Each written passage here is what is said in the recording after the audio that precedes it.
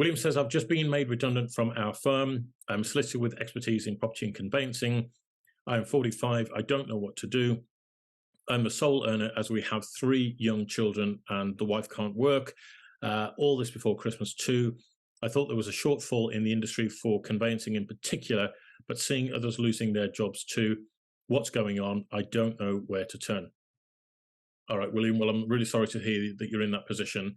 And I agree with you completely that there is supposed to be a shortage in the industry of good quality conveyancers and people who have got this property experience.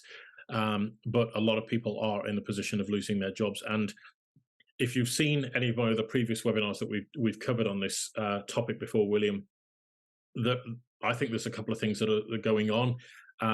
One is that some firms are choosing to get ahead of the marketplace and are choosing to cut staff now because they're anticipating a slump in the marketplace. But quite honestly, the second thing that's actually going on is that you've got a lot of conveyancing firms or businesses that run conveyancing as a sideline are frankly unprofitable. And the reason they're becoming more and more unprofitable is because your professional indemnity insurance is increasing year on year. And that is wiping out a lot of the profit margins from conveyancing and a lot of businesses. And as a consequence, a lot of what they call jobbing conveyancers. And what a jobbing conveyancer is that it's a law firm that deals with conveyancing, but it doesn't deal with it as its, shall we say, core activity. So as a consequence, unfortunately, law firm professional insurance providers are deeming them jobbing conveyancing firms, and as a consequence, they're putting their premiums up, not to the same extent that it would apply if you were, shall we say, a factory conveyancing firm who just deals with conveyancing, and they're running very swift operations. They're running conveyancing through their process very, very quickly. But because they're such profitable businesses, what they're actually doing is, instead of making claims on the insurance, they're actually settling the claims themselves in-house and just using it as a cost of business. That's what I'm told. Okay, so I think that's what's going on for a lot of firms, that they aren't necessarily profitable businesses, and as a consequence, they're just having to cut staff and close conveyancing departments because that's the pressure point on the rest of the business. And I suppose it's a bit like having to lose a limb because of gangrene sets in, rather than dying as a result of that infection. Okay, bit of a horrible way to put it, William, but I think from a lot of conveyancing firms, or particularly solicitors firms that run conveyancing, they're choosing to close down or reduce down completely their conveyancing arm so that the professional indemnity insurance doesn't wipe out the rest of their business. Okay, so that's what I think is actually going on. To answer your situation in more detail, what I'm seeing more and more, if you want to really progress now, William, in the work that you do, unfortunately, in today's modern world, I don't think it's enough to just be qualified in one particular avenue. And you have to become start thinking a bit more like an entrepreneur in this marketplace. So there is an angle to say that if you are a good quality conveyancer, then one of your skills that you need to build is something like content marketing, for example, or I don't know, let's say Facebook ads, or becoming a social media influencer in some respects. And a lot of people, and I was literally talking about this with my partner over the weekend, that she was saying that we're kind of in this interim generation where you have the older people that have grown up and they've just, they've never had smartphones, they didn't have technology and all the rest of it. They just got on and built their business. And then we've got the younger generation in their 20s, who are coming through. They've used smartphones all their life. They've used technology, that they're really used to it. And we're kind of caught between the two, right?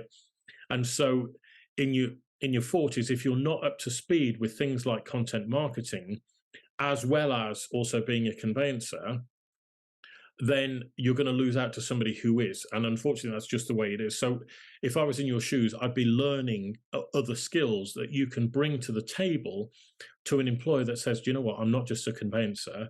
I've also started my own YouTube channel or whatever it might be. to put content out there. And the beautiful part about it is that, you know, a lot of this is free to do. So most people have a smartphone. If you haven't got a smartphone, you can get one for not a lot of money. You can start putting content out on YouTube, Facebook, Instagram, Twitter, all these places for free. Okay, there's never been a time in the world where with an internet connection and a smartphone that you can access all of this content and send it out to the world from the comfort of your home for free.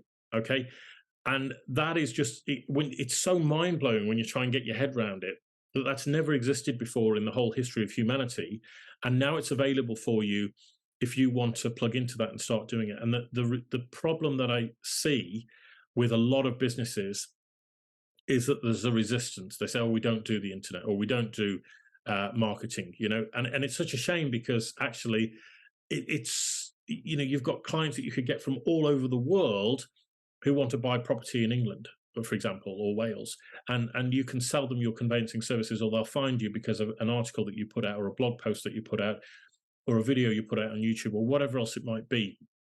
And you're starting to then become an authority in that area, and as a consequence will then start to gain more traction, more followers, and more results, shall we say, for your employer or your own firm. And the only problem is that it takes time to do.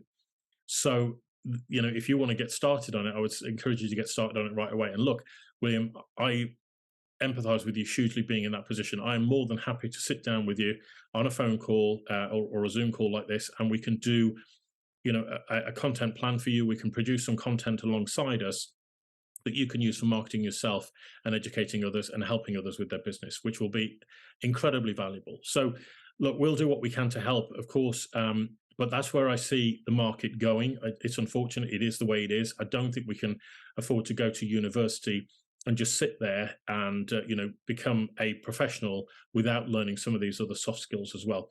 And the beautiful part about it is you can go on YouTube and you can watch a couple of videos and you can get more content from a lot of these videos on YouTube than you ever would if you went to university to get a degree in social marketing or whatever it is, social media marketing. Okay, so I'm sorry to hear that you're in that position, William, but honestly, if you want some inspiration, that's exactly the road that I would be going down. Obviously, look for another job if you can using your expertise.